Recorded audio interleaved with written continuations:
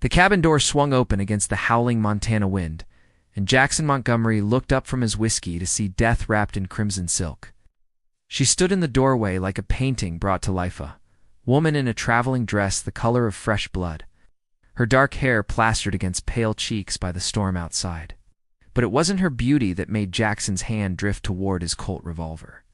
It was the Winchester rifle slung across her back, and the way her eyes scanned the room like a soldier surveying enemy territory. "I need shelter," she said, her voice cutting through the wind's roar. "Just for the night." Jackson studied her for a long moment. It was the spring of 1876, and the Montana Territory was no place for a woman alone. Especially not one dressed like she'd just stepped out of a San Francisco parlor. The Battle of the Little Bighorn was still 2 months away, but tensions between settlers and the Lakota Sioux had already turned these mountains into a powder keg, waiting for a spark. "There's a trading post 5 miles north," Jackson said, not moving from his chair, more suitable for a lady. The woman stepped inside and shut the door behind her with a finality that suggested she wasn't asking permission. Water pooled beneath her boots on the rough-hewn floor. "The trading post burned down 3 days ago. You'd know that if you'd left this cabin recently." Jackson's jaw tightened. He hadn't known. He'd been holed up here for a week, ever since riding away from Fort Ellis with blood on his hands and questions he couldn't answer. The United States Army didn't take kindly to deserters, even ones who'd served honorably through the entire Civil War. "What's your name?" "Eleanor Thorne." She unslung the Winchester and leaned it against the wall, a gesture that seemed trusting until Jackson noticed she'd positioned herself within easy reach of it. "And you're Jackson Montgomery, formerly Sergeant Montgomery of the 7th Cavalry. There's a bounty of $500 on your head." Jackson's hand closed around his revolver. "You a bounty hunter? If I were, you'd already be dead." Eleanor moved toward the fireplace, her dress trailing water across the floor. The flames cast dancing shadows across her face, and Jackson noticed a thin scar running from her left ear to her jawline. "I need your help, Mr. Montgomery. In exchange, I can make your bounty disappear. Nothing disappears in this territory except people who ask too many questions."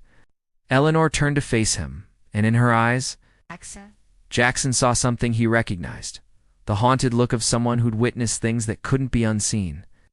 According to historical records maintained by the Montana Historical Society, the spring of 1876 saw unprecedented violence as Lieutenant Colonel George Armstrong Custer prepared his campaign against the Lakota and Northern Cheyenne tribes, a campaign that would end in his spectacular defeat that June. "I'm looking for someone," Eleanor said. "A man named Colonel Marcus Thornhill. He has something that belongs to my something he stole after he murdered my husband at the Battle of the Rosebud." Jackson's blood ran cold. The Battle of the Rosebud hadn't happened yet. It wouldn't occur until June 17, 1876, when General George Crook's forces would clash with Crazy Horse's warriors. "That battle hasn't been fought," Jackson said slowly. Eleanor smiled, but there was no warmth in it. "Not yet, but it will be. And when it happens, Marcus Thornhill will be there, wearing captain's bars he doesn't deserve, and carrying documents that could change the course of this war." She reached for the buttons at her collar, and Jackson stood abruptly, his chair scraping against the floor. "What are you doing?" "Showing you why you'll help me." Eleanor's fingers worked down the line of buttons, her eyes never leaving his. "Let me take it off first. What I'm about to show you isn't something you can unsee, Mr. Montgomery." The dress whispered as it fell, pooling around her feet like spilled wine on the cabin floor.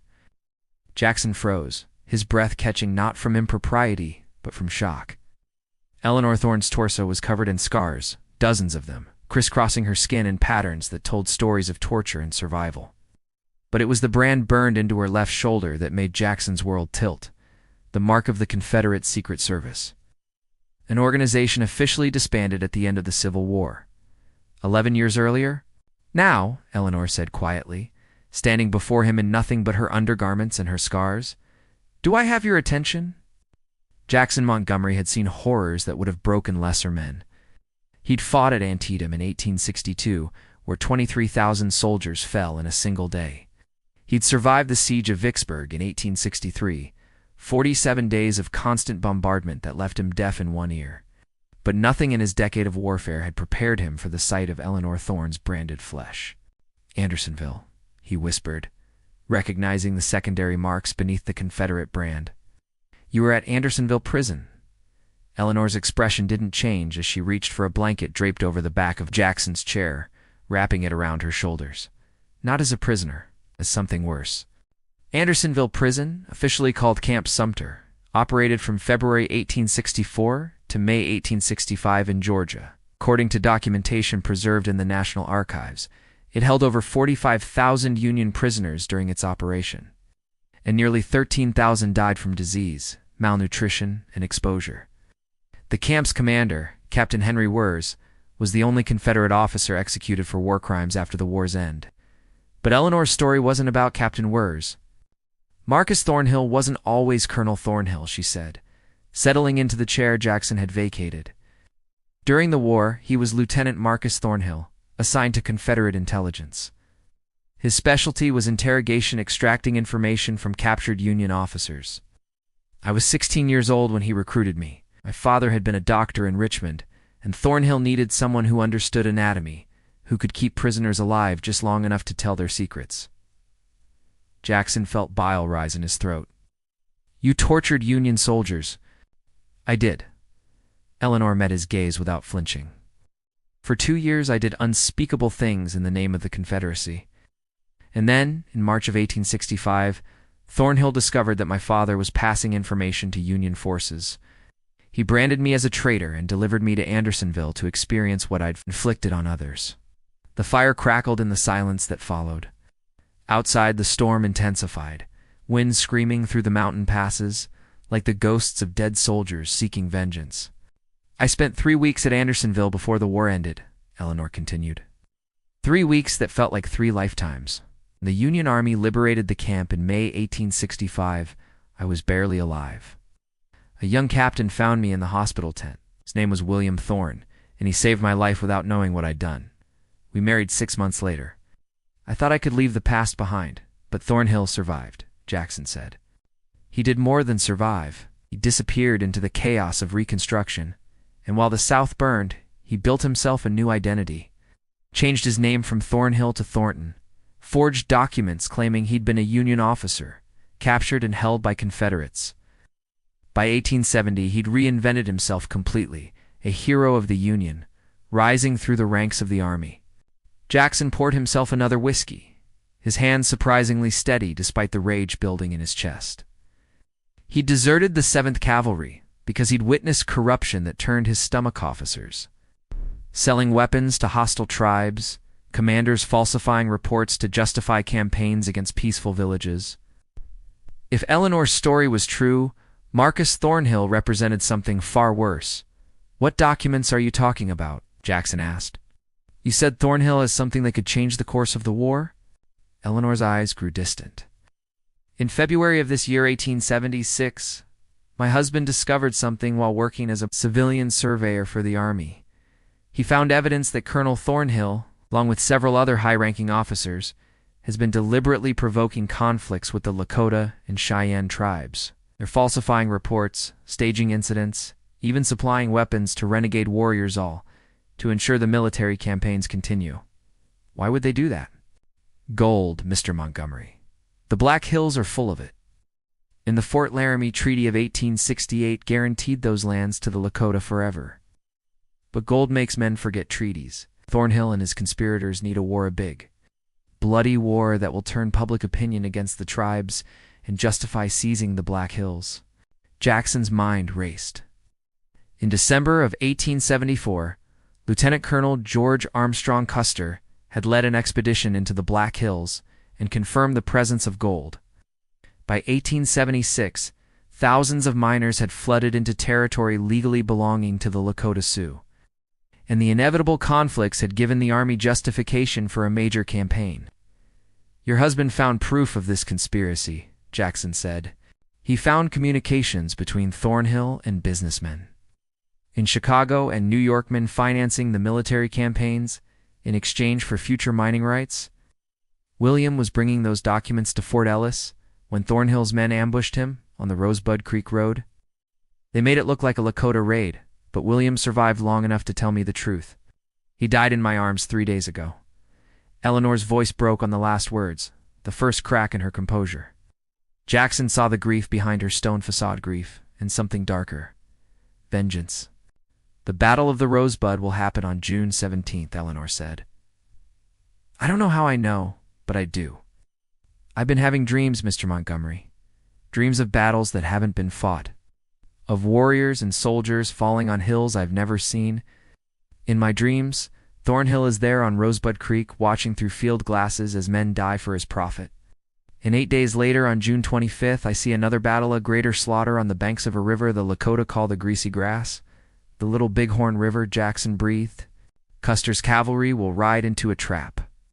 Thousands of Lakota and Cheyenne warriors led by Sitting Bull and Crazy Horse will surround them. Not a single soldier of Custer's immediate command will survive. It will be the Army's greatest defeat on the frontier, and it will happen because men like Thornhill wanted a war." Jackson stood and walked to the window, staring out at the storm-lashed darkness. Could Eleanor's dreams be prophetic? Or was she simply mad with grief? But her information about Thornhill's conspiracy rang true. Jackson had seen enough corruption in the Army to know that what she described was not only possible, but probable. "Why do you need me?" I asked. Eleanor rose, the blanket falling away as she retrieved her dress from the floor. "Because Thornhill knows me. He knows I'm hunting him." "But he doesn't know you, Mr. Montgomery. A deserter from the 7th Cavalry, hiding in the mountains, you're invisible to him. And in 3 days there's going to be a gathering of officers at Fort Fetterman. Thornhill will be there, and he'll have those documents with him." She began to dress, her movements efficient and unselfconscious. Jackson turned away, giving her privacy she didn't seem to need. "You want me to steal them?" he said. "I want you to help me expose the truth before the Rosebud and Little Bighorn battles claim hundreds of lives. The men on both sides will die, Mr. Montgomery soldiers following orders and warriors defending their homes. If we can expose Thornhill's conspiracy, we might stop the worst of it. Or we might just get ourselves killed." Eleanor finished buttoning her dress and picked up her Winchester. "I've been dead since Andersonville, Mr. Montgomery. I'm just still moving. The question is, are you?" They left at dawn, 2 riders against a landscape that seemed designed to swallow human ambitions. The storm had passed, leaving the Montana territory scrubbed clean and gleaming under a sky so blue it hurt to look at directly. Jackson rode his roan gelding, while Eleanor handled a gray mare with the ease of someone who'd grown up in the saddle. They didn't speak for the first hour. Jackson used the silence to study his companion, trying to reconcile the scarred survivor who'd stood in his cabin with the teenage girl who'd tortured Union soldiers. People contain multitudes. He knew he'd killed 37 men during the war, some at such close range he could smell what they'd eaten for breakfast. War transformed everyone it touched, turning decent people into monsters and sometimes, if they were lucky, giving monsters a chance at redemption. "Tell me about your desertion," Eleanor said as they followed the Yellowstone River south. "The official report says you murdered a lieutenant and fled with stolen Army funds." Jackson's laugh was bitter. "The official report is half right. I killed Lieutenant Carver, but there were no stolen funds. Just a disagreement about whether it's murder when you shoot an unarmed Crow woman and her 2 children." Eleanor's expression didn't change, but Jackson saw her grip tighten on her reins. "Carver killed civilians. Carver and 3 others rode into a Crow encampment in January while I was on patrol. The Crow are allies. They scout for the Army against the Sioux, but Carver and his men got drunk and decided to have some fun. When I found them, the woman and her children were already dead. Carver was laughing about it. So you shot him? I gave him a chance to face military justice. He drew on me instead." Jackson touched the scar on his ribs where Carver's bullet had grazed him. "Self-defense, but I knew how it would play. Carver's father is a senator from Ohio. My word against his son's reputation, with 3 witnesses willing to lie for him. So I ran." They rode in silence for another mile, then Eleanor said, "I don't believe in redemption, Mr. Montgomery.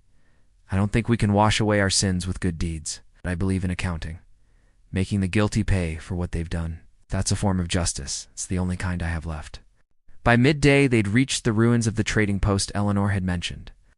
The structure was completely destroyed, reduced to charred timber and ash. Jackson dismounted and walked through the wreckage, finding spent rifle cartridges and boot prints that told the story. This hadn't been an accidental fire. "Lakota don't burn buildings," Jackson said, holding up a cartridge. "These are Army issue. 45-70 caliber."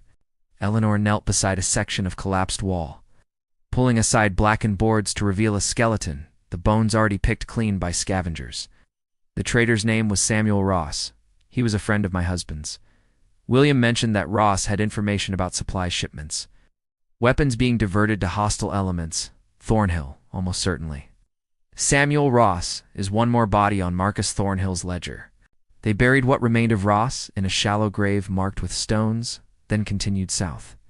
Fort Fetterman lay 160 miles away, near the confluence of the North Platte River and La Prairie Creek in Wyoming Territory. Established in July of 1867 and named after Captain William Fetterman, who died in a Sioux ambush the previous December. The fort served as a jumping-off point for military campaigns into Sioux territory. According to historical records maintained by the Wyoming State Archives, Fort Fetterman housed approximately 250 soldiers in 1876 and served as headquarters for several officers. Involved in the upcoming summer campaigns against the Lakota and Northern Cheyenne tribes, on the second day of their journey, they encountered their first trouble. 3 men on horseback appeared on a ridge as Jackson and Eleanor crossed an open valley. The men made no effort to conceal themselves, which meant they were either confident or stupid. "Bounty hunters," Eleanor said calmly, her hand moving to her Winchester. Jackson studied the distant figures through his field glasses. "How can you tell?" "The one on the left is Billy Granger. He operates out of Cheyenne, specializes in tracking deserters and fugitives. The bounty on your head must have traveled faster than we did. You know him?" "Our paths crossed once before. He tried to collect a bounty on a woman I was helping escape from an abusive husband. I persuaded him to reconsider." The way Eleanor said persuaded made Jackson decide not to ask for details.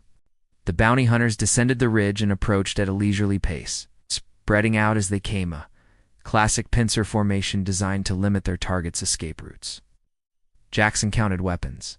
Each man carried a rifle and at least one sidearm, possibly more. Professional killers who'd long ago stopped seeing their targets as human beings? "We can try to run," Jackson said, though the valley's geography made that option unlikely to succeed. "Or we can end this quickly." Eleanor dismounted and handed Jackson her mare's reins. "Stay here. This won't take long." Before Jackson could protest, Eleanor walked forward to meet the bounty hunters, her Winchester hanging loose in her right hand. The 3 men stopped about 50 yards away. Billy Granger, lean man with a face like weathered leather, called out, "That's far enough, ma'am. We got no quarrel with you. Just hand over the deserter, and you can ride on unmolested." Eleanor laughed, the sound carrying clearly in the valley's acoustics. "Billy, you couldn't molest a scarecrow without asking permission from its owner. Turn around and ride back to Cheyenne. This man is under my protection." "Ain't no protection worth $500, one of the other men said. Jackson recognized the type. Young, eager to prove himself, probably considered himself a dangerous man because he'd shot someone in a saloon fight once. "How about your lives?" Eleanor asked. "Are those worth $500? The young one laughed, but Billy Granger didn't. He'd seen something in Eleanor's stance, the way she held her rifle with casual competence. "You're that woman?" Billy said slowly. "The one who killed the Driscoll brothers in Billings?" "They drew first," Eleanor said. "But yes, that was me." "Now you have a choice, Billy. Ride away and keep breathing, or try your luck and end up like the Driscolls. I won't give you a third option." For a long moment, nobody moved. Then the young bounty hunter made his mistake, going for his sidearm with the confidence of someone who'd never faced anyone faster. Eleanor's Winchester came up and fired in one fluid motion. The shot echoed across the valley as the young man toppled from his saddle, a red stain spreading across his chest. The other 2 bounty hunters froze, their hands hovering near their weapons. Eleanor worked the Winchester's lever action, chambering another round. "Next," she asked calmly.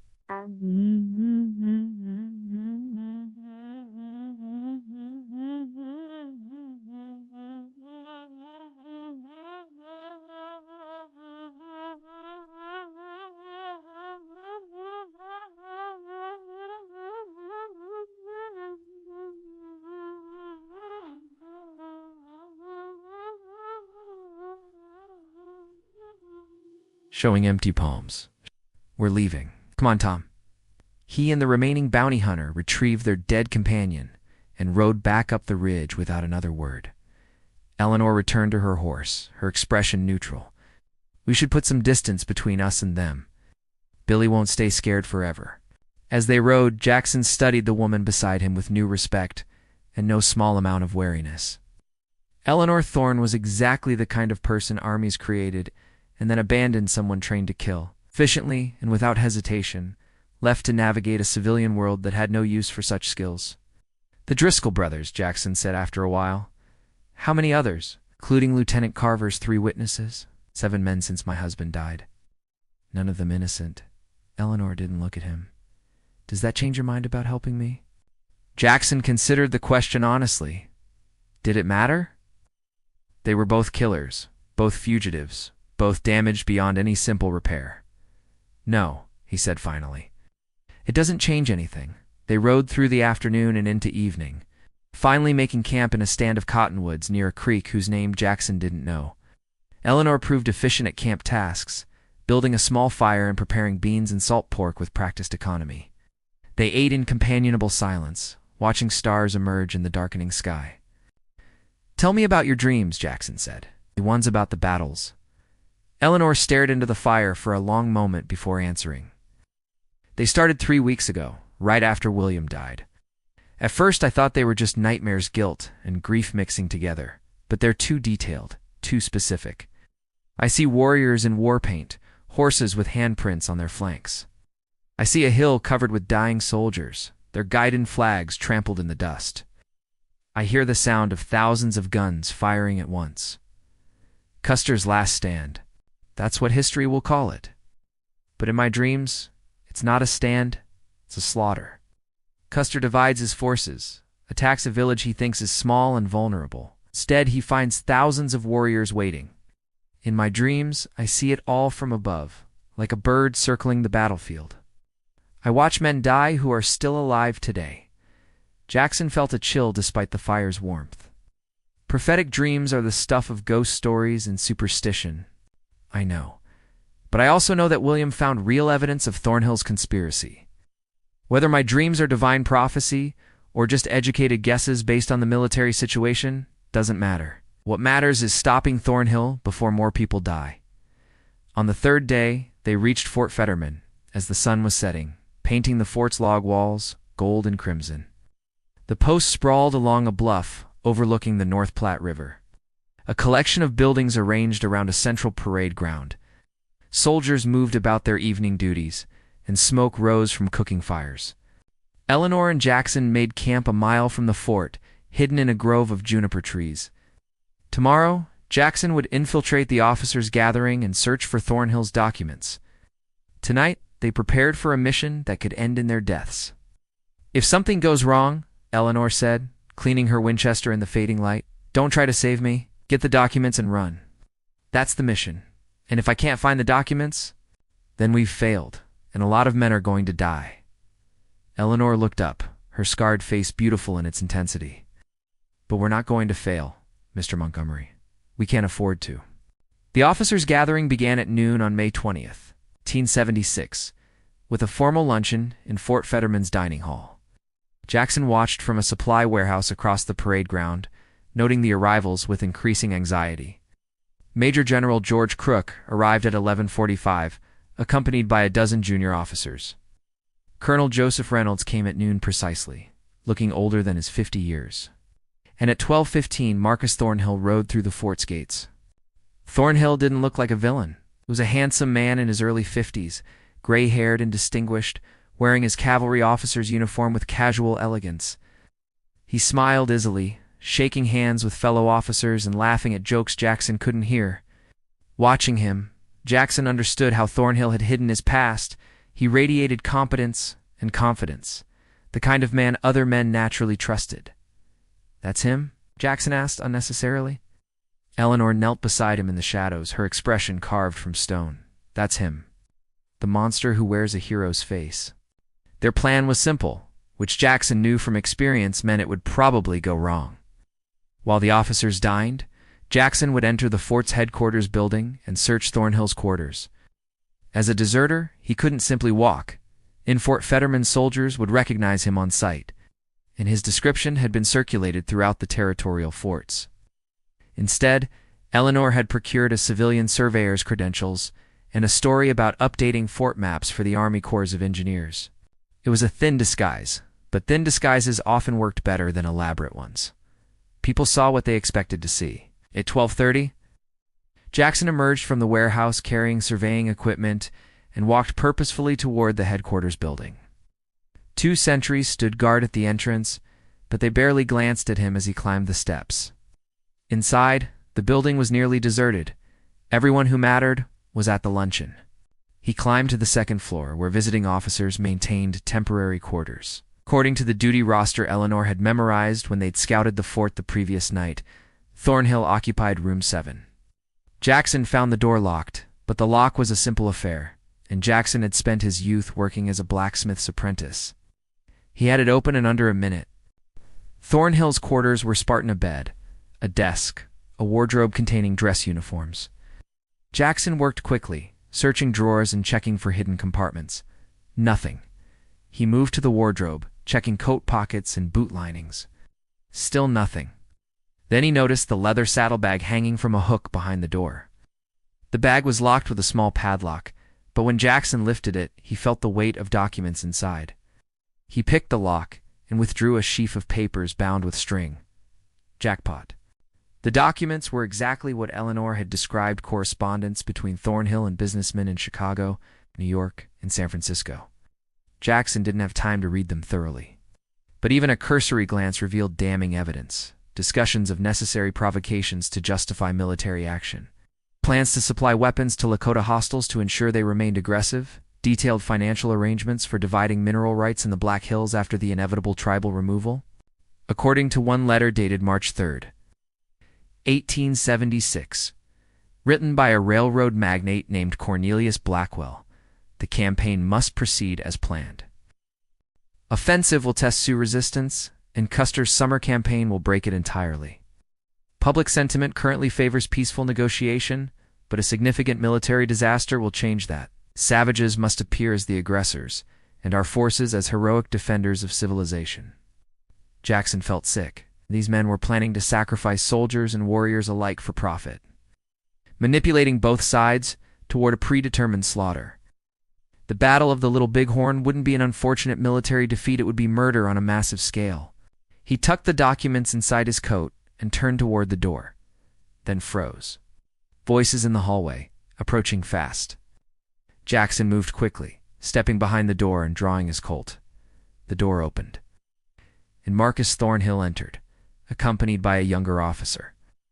The luncheon was tedious, Thornhill was saying. Crook drones on about logistics while Reynolds second-guesses every decision. Fetch my cigars from the saddlebag, would you? The younger officer, a lieutenant whose name Jackson didn't catch, walked toward the saddlebag.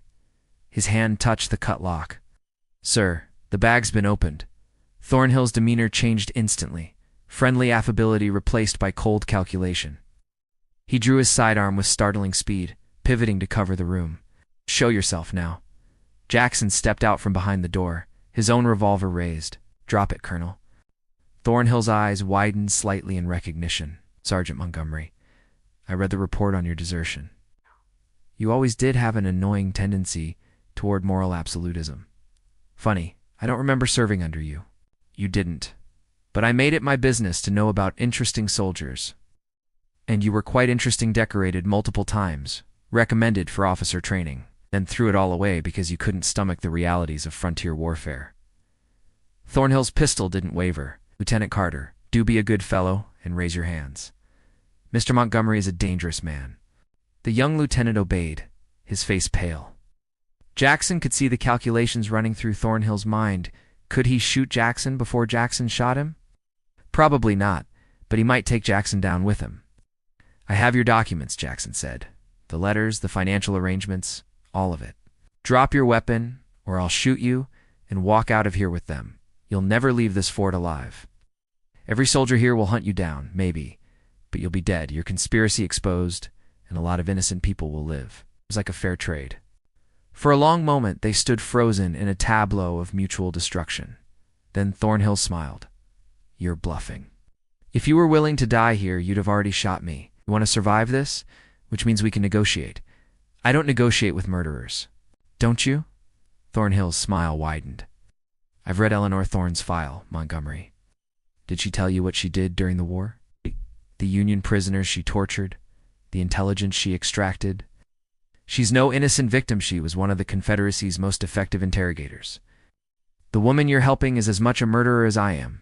The difference is she's trying to atone. Is she? Or is she using you to satisfy her personal vendetta? Her husband was a traitor who stole classified documents.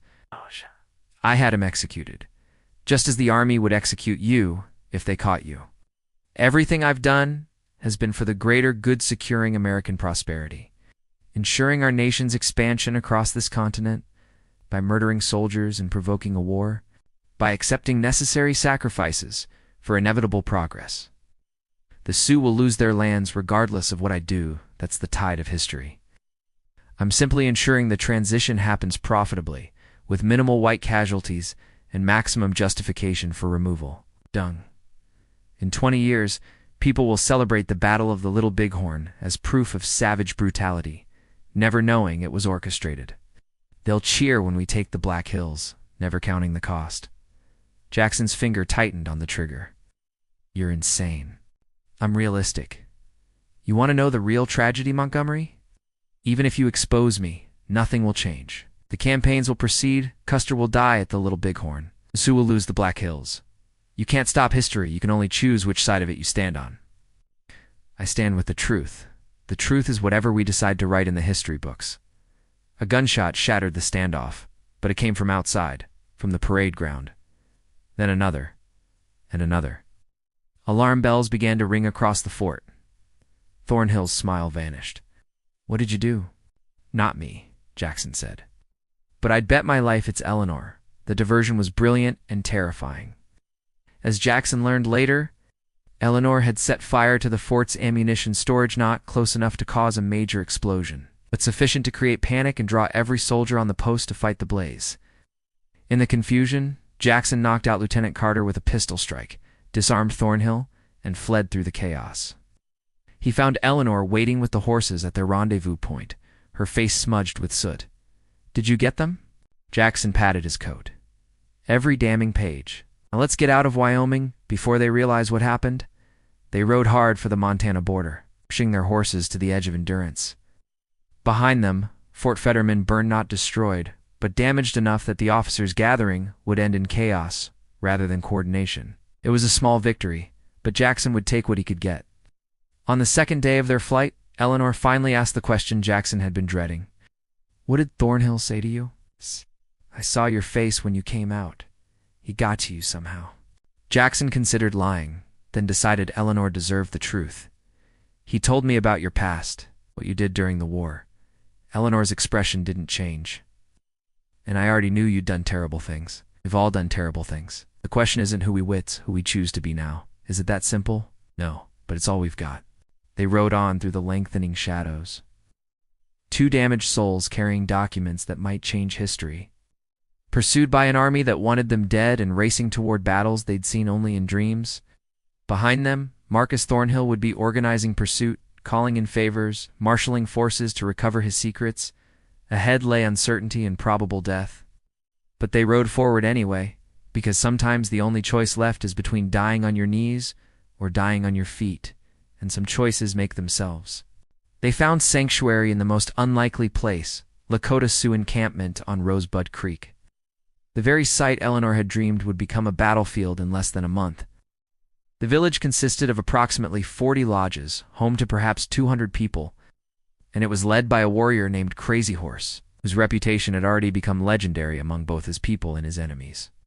Getting to the village without being killed required Eleanor to demonstrate her fluency in Lakota, a language she'd learned years ago from her father who had traded with the tribes before the war. She rode ahead with a white flag, calling out greetings in a language Jackson didn't understand. And after a tense negotiation, they were allowed entry.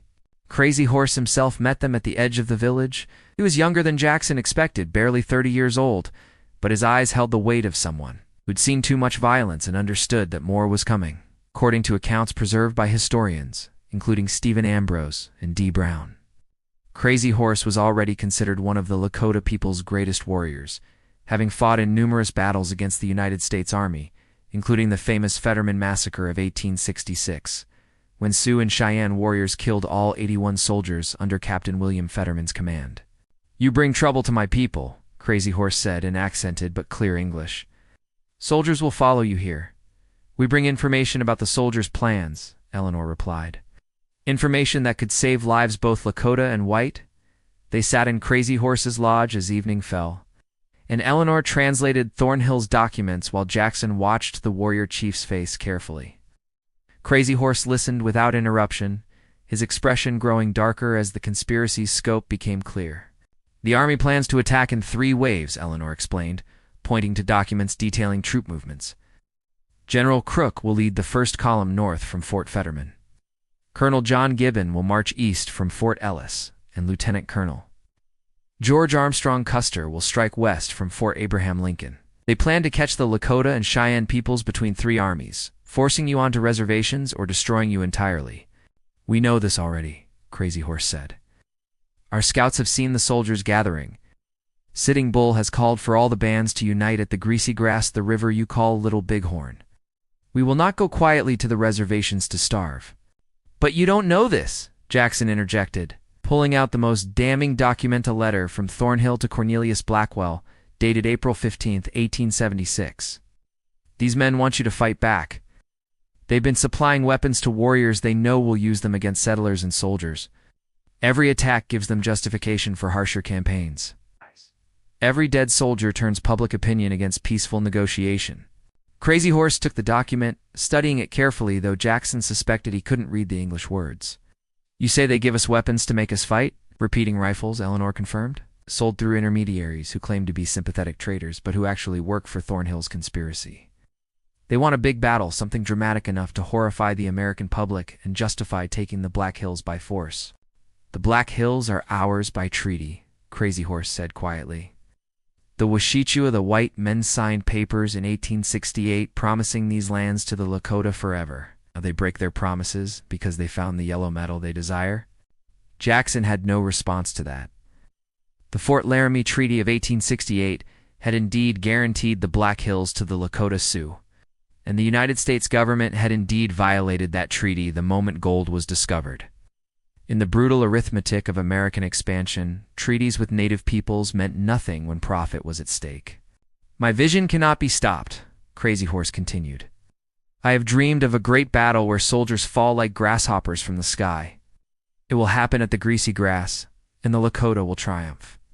But I also know this victory will doom us. The Wasichu are too many.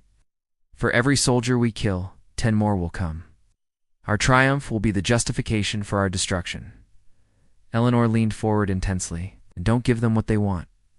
Don't fight it, Little Bighorn. Scatter the bands, avoid the army columns, refuse the big battle they're provoking you toward, and abandon our lands. Watch our people starve on reservations while the Black Hills are stripped of gold." Crazy Horse shook his head. "You ask us to surrender without fighting? It is not a solution, it's just a slower death." They talked deep into the night, searching for a third option between inevitable defeat and peaceful surrender. Jackson found himself respecting Crazy Horse's intelligence and his clear-eyed assessment of the impossible situation facing his people. The warrior chief wasn't a savage or a romantic fool. He was a military leader trapped between bad choices and worse ones. Finally, Crazy Horse said, "I will bring this information to Sitting Bull and the other chiefs. They must decide whether these papers change our path, but I think they will not. We have already chosen to fight, and we will face whatever comes with courage. That is all any warrior can do." "Then at least let us expose Thornhill's conspiracy," Jackson said. "Let the American public know they're being manipulated into a war. It won't stop the campaign, but it might force the army to negotiate honestly, instead of engineering massacres." "How will you do this if your own people hunt you as criminals?" Eleanor smiled grimly. "There's a newspaper editor in Salt Lake City, a man named Marcus Gill, who's criticized the Army's frontier policies for years. If we can get these documents to him, he'll publish them. The New York papers will pick up the story, And even if it doesn't stop the campaigns, it will end Thornhill's career and possibly prevent future conspiracies. And you will die trying to reach Salt Lake City, Crazy Horse observed. The soldiers hunt you. The bounty hunters hunt you. Colonel Thornhill will not rest until you are dead and his secrets buried with you. Probably, Jackson agreed. But we're already dead men walking. Might as well make our deaths count for something. Crazy Horse studied them both with something that might have been respect or might have been pity. You're strange, Wisichu. Most of your people lie easily and feel no shame. You do carry your shame like stones around your necks, and you try to balance them with truth. I think this makes you fools, but honorable fools. They stayed in Crazy Horse's village for 3 days, resting their exhausted horses and preparing for the journey to Salt Lake City. Jackson learned more about Lakota culture than he'd ever known, discovering that the savages the army fought were people with complex societies, spiritual beliefs, and understandable motivations for resisting American expansion. On the evening of their second day, Eleanor found Jackson sitting by the creek that would soon run red with soldiers' blood. She sat beside him silently, and for a long time they watched the water flow past. "Do you believe in redemption now?" Jackson asked eventually. "After everything we've done, can people like us be forgiven?" "I don't know," Eleanor admitted. "The people I tortured are still dead. Your murdered lieutenant is still dead. Thornhill's victims are still dead. Nothing we do can undo those deaths. But maybe we can prevent future ones. Maybe. Or maybe we're just two killers pretending our violence serves a higher purpose. It's the same as Thornhill." Eleanor picked up a smooth stone and tossed it into the creek. "The difference is, we know we're monsters. Thornhill thinks he's a visionary. Self-aware monsters are still monsters. Yes, but we're the monsters willing to stop other monsters. Which I suppose is something." On the third day, a Lakota scout rode into the village with urgent news. A cavalry patrol from Fort Fetterman was approaching 20 soldiers led by a lieutenant, searching for the fugitives who'd stolen classified documents and set fire to army property.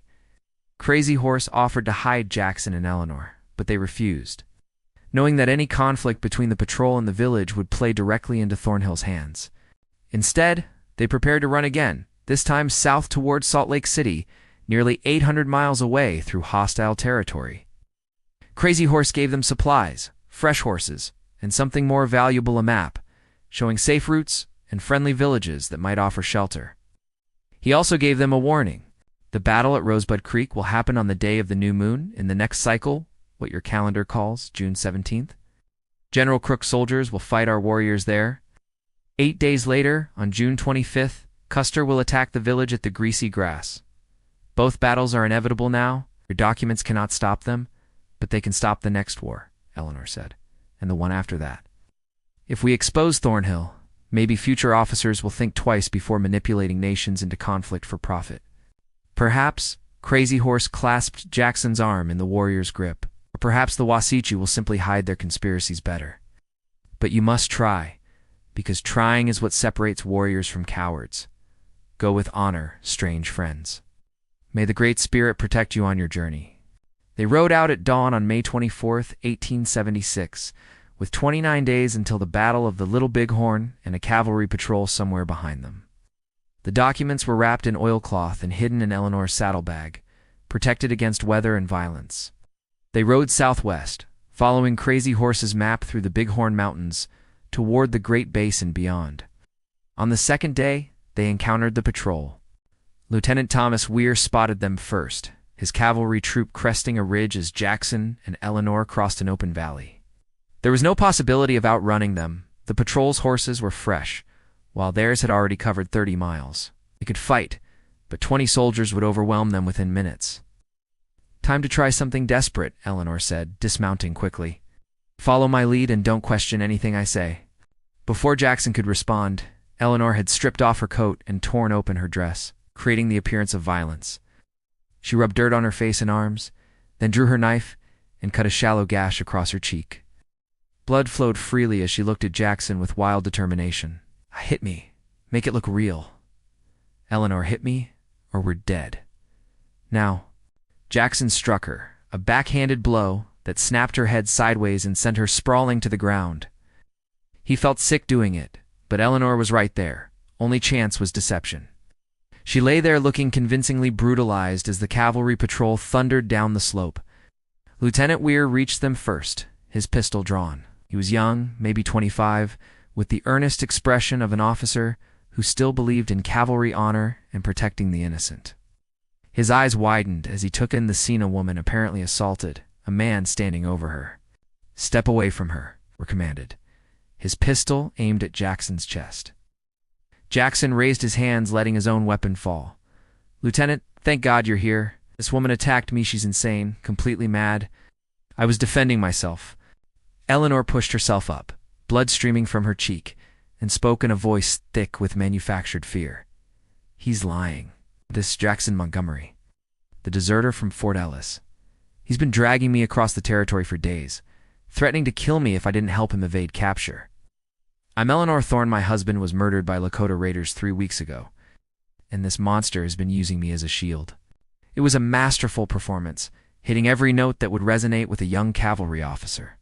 A widow, a villain, a woman in distress. Weir's face hardened as he looked at Jackson. "Is this true?" "Not a word of it," Jackson said, playing his assigned role. "She's the one who burned Fort Fetterman's ammunition storage. She's working with hostile Sioux, carrying documents stolen from Colonel Thornhill. Check her saddlebag if you don't believe me." Weir gestured to one of his soldiers, who dismounted and checked Eleanor's horse. The soldier pulled out the oilcloth package and opened it, revealing the stolen documents. Weir's expression grew confused as he skimmed the papers. Jackson held his breath, waiting to see if the young lieutenant would understand what he was reading. "These are ... double quotes." Weir looked up, his face pale. "These are correspondence between Army officers and civilian businessmen discussing military operations. This is classified material. Stolen by that woman," Jackson insisted. "She's part of a conspiracy to undermine the spring campaigns. I've been trying to recover the documents and return them to Colonel Thornhill.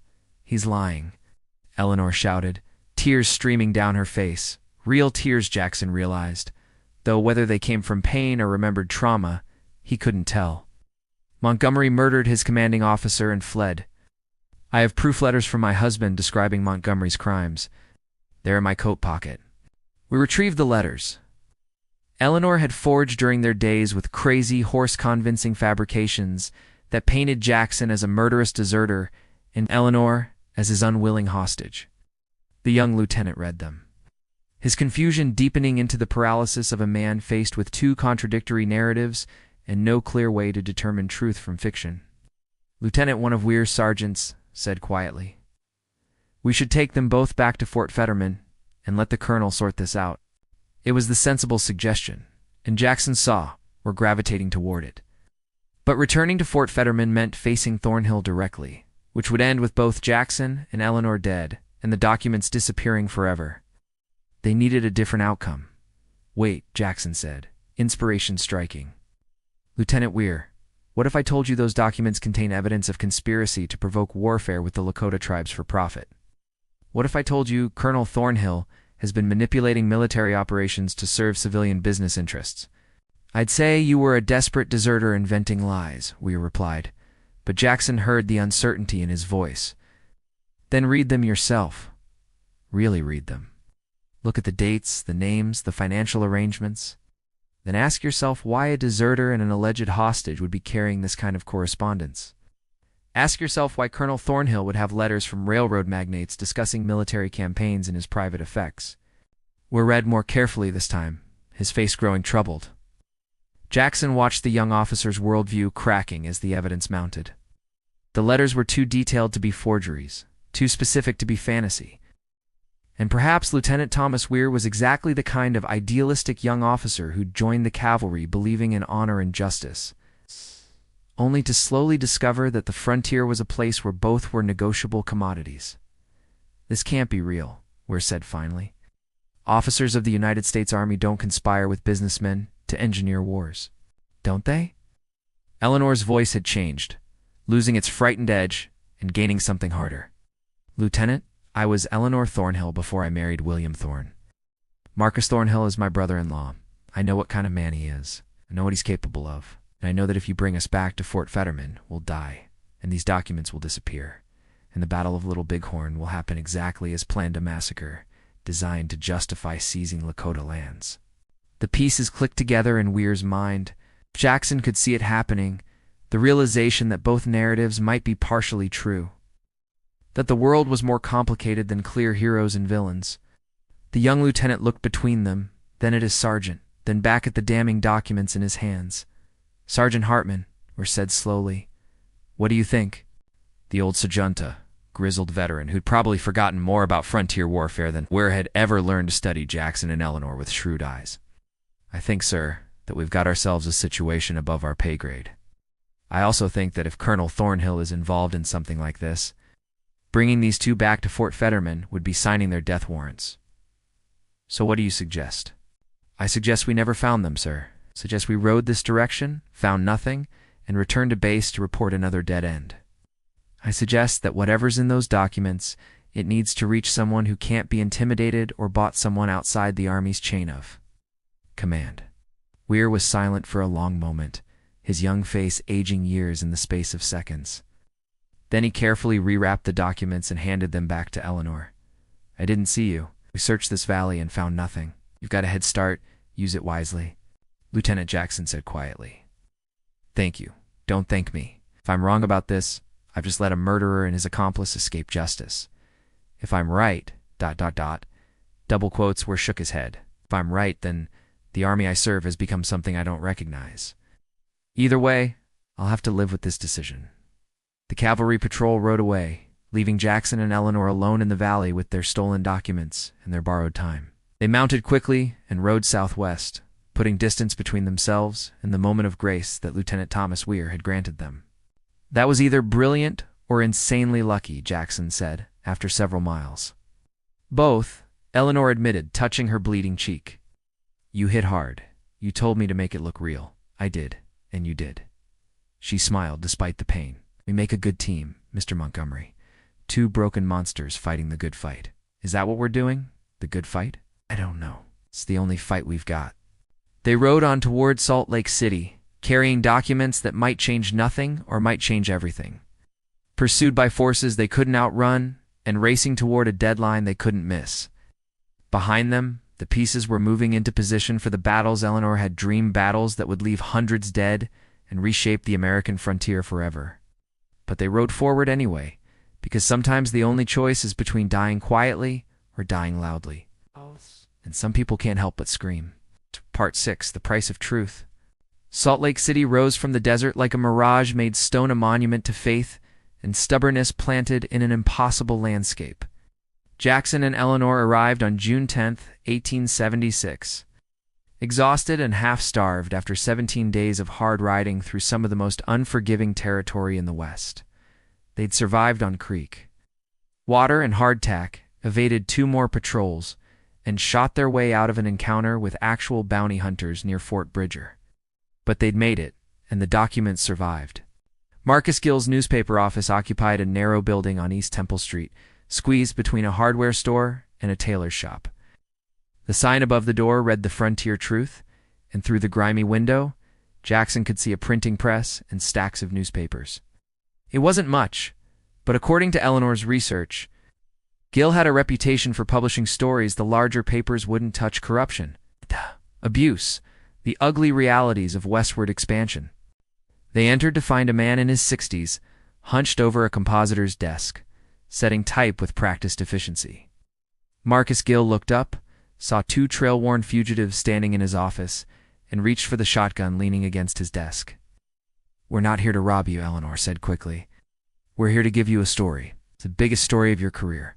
Gill's hand stayed on the shotgun. "I don't publish fiction." "This isn't fiction." Jackson pulled the oilcloth package from inside his coat and placed it on Gill's desk. "These are documents proving that high-ranking Army officers have been conspiring with businessmen to provoke warfare with the Lakota Sioux tribes. They're planning to use military defeats to justify seizing the Black Hills and violating the Fort Laramie Treaty." The editor's eyes narrowed. "That's a serious accusation. You got proof?" "Read them yourself," Eleanor said. Letters between Colonel Marcus Thornhill and railroad magnates, mining interests, land speculators. They've been supplying weapons to hostile warriors, falsifying reports, even planning to sacrifice soldiers to create public outcry. The Battle of Little Bighorn will happen in 15 days, and it's being orchestrated for profit. Gil opened the package and began reading. His expression grew darker with each page. Jackson watched him carefully, looking for signs of corruption or complicity. Whose conspiracy couldn't have operated without civilian support. Salt Lake City had plenty of businessmen who'd profit from Sioux removal. But Gil's reaction seemed genuine, his anger building as the evidence mounted. "This is dynamite," Gil said finally. "If these documents are authentic, this is the biggest scandal since the Credit Mobilier affair." The Credit Mobilier scandal of 1872 had exposed massive corruption in the construction of the Transcontinental Railroad, implicating numerous congressmen and even Vice President Schuyler Colfax. It had shaken public faith in government and demonstrated that Western expansion was often motivated more by profit than by patriotism. "They're authentic," Eleanor confirmed.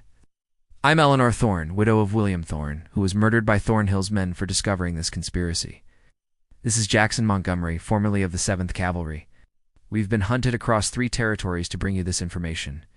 You're the deserter from Fort Ellis," Gil realized. "There's a bounty on you." "There is, but that's not important right now. What's important is getting this story published before June 25th. If we can expose Thornhill's conspiracy before the Battle of Little Bighorn, we might save lives." Gil shook his head slowly. "Can't stop that battle. Pieces are already in motion." Custer's column left Fort Abraham Lincoln on May 17th. They're probably already in Montana territory. Even if I publish this tomorrow, there's no way to get word to Custer before he engages the Sioux. Jackson felt the hope he'd been carrying for weeks crumble into ash. Of course Custer had already left. Of course they were too late. They'd ridden nearly 1,000 miles, risked their lives dozens of times. And they were still too late to prevent the slaughter Eleanor had dreamed. "But," Gil continued, "we can stop the aftermath. If I publish this with proper attribution and evidence, the public backlash will be enormous. Thornhill and his co-conspirators will face justice. Future campaigns might be subject to actual oversight, and the Lakota people might get a fair hearing when the government tries to steal their lands." "Might," Eleanor said bitterly. "That's a lot of death for might. It's more than you had yesterday. It's more than the Sioux had before you started this crusade." Gil began sorting the documents, organizing them by date and importance. "I'll need 3 days to prepare the story and typeset it. The issue will run on June 14th. I'll also send copies to the New York Tribune and the Chicago Times. They have broader circulation and will amplify the story. Thornhill will come for you," Jackson warned. "The moment this publishes, you'll be a target." "I've been a target before. Printed stories about Mormon polygamy that nearly got me lynched. Exposed mining companies dumping mercury into rivers. Called out land agents for defrauding settlers. I'm still here." Gil smiled grimly. "Besides, by the time Thornhill realizes what's happening, copies will be in circulation across the country. You can't suppress truth once it's been set in type and distributed. The newspaper is mightier than the sword, Mr. Montgomery, because words cut deeper and last longer." They left Gil's office as afternoon shadows lengthened across the city. Jackson felt simultaneously relieved and defeated. They'd accomplished their mission, but too late to prevent the tragedy that was now inevitable. In 15 days, George Armstrong Custer would lead his cavalry into a valley filled with thousands of Lakota and Cheyenne warriors. In 15 days, 268 soldiers would die in what would become the most famous military defeat in American frontier history. And they couldn't stop it. "We should leave Salt Lake City," Eleanor said as they walked toward a hotel she'd spotted earlier. "Once Gil's story publishes, Thornhill will know exactly where we've been. Where would we go? We're fugitives with bounties on our heads, hunted by the army and probably dozens of bounty hunters. There's nowhere left to run." Eleanor stopped walking and turned to face him. "There's one place, Crazy Horse's village on the Little Bighorn River. The Lakota will gather there before the battle, thousands of warriors and their families. Thornhill won't follow us into the largest concentration of hostile Sioux in the territory. You want to watch the battle happen? See Custer die? I want to be there to witness the truth. If my dreams are prophetic, if I've seen what's coming, then I need to be there when it happens, to remember it correctly, to tell the story accurately when people try to rewrite history and turn slaughter into heroic sacrifice." Eleanor's scarred face was intense in the fading light. "History is written by the survivors, Jackson. Let's survive and write it honestly." They had 5 days before Gil's newspaper published. They spent it preparing buying supplies, stealing better horses, now acquiring weapons they'd need to travel through territory that would soon become a war zone. They also spent it talking, filling in the gaps of their life stories, learning about each other beyond the violence and desperation that had thrown them together. Jackson learned that Eleanor had been married to William Thorne for 10 years, that they'd been happy despite her past, that she'd nearly convinced herself she could leave her sins behind. William had been a surveyor, a quiet man who loved mathematics and terrible jokes, and he'd died because he'd believed truth mattered more than survival. Eleanor learned that Jackson had a sister in Boston who thought he was dead, that he'd joined the army at 17 to escape his father's blacksmith shop, that he'd killed his first man at Antietam, and sometimes still saw that man's face in his dreams. He'd been a good soldier until he'd seen too much corruption, and now he wasn't sure what he was. We're ghosts, Eleanor said on their last night in Salt Lake City. People who should be dead but keep moving anyway. Maybe that's our purpose, to haunt the guilty, to be reminders that the past doesn't stay buried. That's bleak, even for you, but true. After the battle, after Gil's story breaks, what happens to us? We can't go back to normal lives. The army will still hunt you. Thornhill's allies will still want me dead. We're permanently outside the world of ordinary people. Jackson had been thinking the same thing. Then we stay ghosts. Keep moving, keep fighting, keep dragging ugly truths into the light. It's not much of a life, but it's better than what we had before we met, is it? Yes, because we're choosing it. We're not victims anymore. We're not controlled by our pasts or manipulated by people like Thornhill. We're choosing to fight, and that makes all the difference. On June 14th, Marcus Gill's newspaper hit the streets. The front page headline screamed, "Military Conspiracy Exposed. Army officers collude with business interests to provoke Indian wars for profit." The story filled for full pages, meticulously documenting Thornhill's conspiracy with quotes from the stolen documents and corroborating evidence Gill had gathered from his own sources. The reaction was immediate and explosive. By noon, a crowd had gathered outside Gill's office, some supporting him, others calling for his arrest for publishing classified information. By evening, the telegraph lines were humming with messages as newspapers across the country requested copies and verification. By the next morning, federal marshals had arrived in Salt Lake City with orders to confiscate all copies and arrest Marcus Gill for treason. But it was too late. The story had already been picked up by the New York Tribune and the Chicago Times, exactly as Gill had planned. Copies were being printed in San Francisco, Denver, St. Louis, and a dozen other cities. The conspiracy was now public knowledge, and no amount of suppression could undo it. Jackson and Eleanor were 50 miles north of Salt Lake City when they heard the news from a traveling merchant. They'd left the night before Gill's publication, giving themselves a head start before the inevitable chaos. Now they rode hard for Montana territory, racing to reach the Little Bighorn River before history caught up with them. They arrived on June 23, 1876, 2 days before the battle. The village on the Little Bighorn was enormous, the largest gathering of Lakota, Northern Cheyenne, and Arapaho peoples in decades. Estimates varied, but Jackson guessed at least 7,000 people were camped along several miles of riverbank, with perhaps 2,000 warriors among them. This wasn't a raiding party or a desperate band of holdouts. This was a nation assembled for war. Crazy Horse met them at the edge of the village, his face grave. "You came back? I did not think I would see you again." "We brought the truth to light," Eleanor said. "The documents we carried have been published.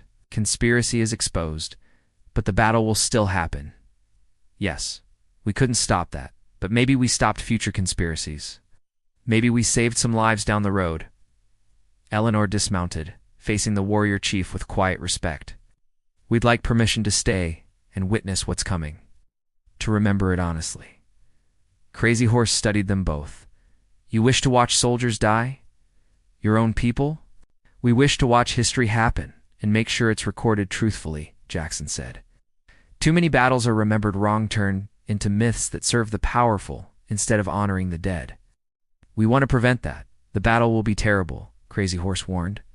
"Many will die, soldiers and warriors alike.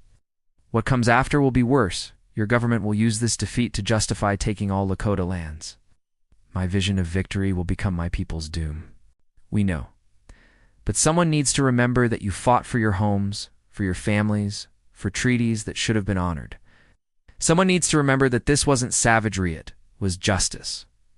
Crazy Horse nodded slowly. "Stay then. Bear witness." And when the Wasichu ask what happened here, tell them the truth, that we fought because we had no choice, and that we won because your leaders underestimated us. Tell them that Custer died because of men like your Colonel Thornhill, who wanted a spectacular defeat to justify their greed. On June 25, 1876, Lieutenant Colonel George Armstrong, Custer led approximately 210 soldiers of the 7th Cavalry into a valley on the Little Bighorn River. He divided his forces, attacking what he believed was a small village. Instead, he encountered thousands of warriors led by Crazy Horse, Sitting Bull, and other chiefs who'd united to defend their lands. The battle lasted less than an hour. Not a single soldier in Custer's immediate command survived. Jackson and Eleanor watched from a hill overlooking the battlefield, Eleanor's face wet with tears as her dreams became horrifying reality. They saw soldiers surrounded and overwhelmed, saw warriors fighting with desperate courage, saw horses falling and dust rising and the chaos of violence consuming everything it touched. When it was over, Jackson counted bodies, 268 soldiers dead, including Custer himself. Lakota and Cheyenne losses were estimated at between 40 and 100 warriors, significant, but not devastating. It was an overwhelming tactical victory for the tribes and an absolute disaster for the United States Army. It was also the beginning of the end for the Lakota people's independence. Eleanor had been right about everything. Her prophetic dreams had shown her the truth. Custer's defeat would so horrify the American public that all sympathy for peaceful negotiation would evaporate. The government would pour resources into new campaigns, and within a year, most of the Lakota would be forced onto reservations. Crazy Horse himself would surrender in May of 1877 and be killed by soldiers 4 months later. Sitting Bull would flee to Canada, but eventually return and die in 1890 during an attempted arrest. The Battle of Little Bighorn was the Lakota's greatest military victory and their final defeat. That evening, Jackson and Eleanor sat by their campfire, too emotionally exhausted to speak. They'd witnessed history, but history felt more like tragedy, collision of forces that left everyone broken and nothing resolved. Was it worth it? Jackson asked finally. Everything we did, everyone we killed, all the miles we traveled, did any of it matter? Eleanor was quiet for a long time. Thornhill's conspiracy has been exposed. He'll face courts-martial in disgrace. His associates will lose their influence. Future campaigns might be conducted more honestly. Marcus Gill is alive and still publishing the truth. We survived. Those things matter, but the battle happened anyway. All those men died anyway. Yes, because some things are inevitable once they're set in motion. We couldn't stop this battle. The forces pushing toward it were too powerful, moving too fast. But we created a record of why it happened, and that matters too. History needs honest witnesses, Jackson. It needs people willing to remember the uncomfortable truths. They left the Little Bighorn the next morning before the Army relief columns arrived. They rode south, disappearing into the vastness of the American West, two ghosts, carrying stories no one wanted to hear, truths too complicated for simple heroes and villains. Marcus Thornhill was indeed court-martialed in September of 1876, charged with conspiracy, falsifying military reports, and conduct unbecoming an officer. He was convicted and sentenced to 20 years at Fort Leavenworth Prison, though he served only 8 before being released on medical grounds. He died in 1889, unrepentant and convinced he'd been a patriot sacrificed for political convenience. The Frontier Truth continued publishing until Marcus Gill's death in 1893, consistently reporting on corruption, abuse, and the human cost of American expansion. Several of his articles were cited in later congressional investigations and helped shape more ethical policies, though not enough to undo the damage already done. Jackson Montgomery and Eleanor Thorne were never captured. Reports placed them in a dozen different territories over the next decade, sometimes together, sometimes separately, always on the edges of civilization, always fighting small battles against injustice. Some claim they died in a shootout with bounty hunters in Arizona in 1885. Others insisted they lived to old age, dying quietly in obscurity. The truth, like most truths, was probably more complicated. But on June 26, 1876, as they rode away from the battlefield that would define American frontier history, Jackson and Eleanor were simply two damaged people who'd chosen to fight for something larger than themselves. They'd seen the worst of human nature: greed, conspiracy, violence, and they'd stood against it, knowing they couldn't win, only hoping they could make the loss less catastrophic. "Where do we go now?" Jackson asked, as the Little Bighorn River disappeared behind them. "Forward," Eleanor said. "Always forward, 'cause ghosts can't rest, and witnesses can't forget. And someone needs to keep telling uncomfortable truths." They rode into the empty landscape. Two figures growing smaller against the horizon, carrying their scars and their stories into an uncertain future. Behind them, history was being written, official reports that would smooth rough edges, heroic narratives that would obscure ugly truths, monuments that would commemorate only what was convenient to remember. But Jackson and Eleanor had been there. They'd seen what really happened, and as long as they lived, they'd remember. That had to be enough.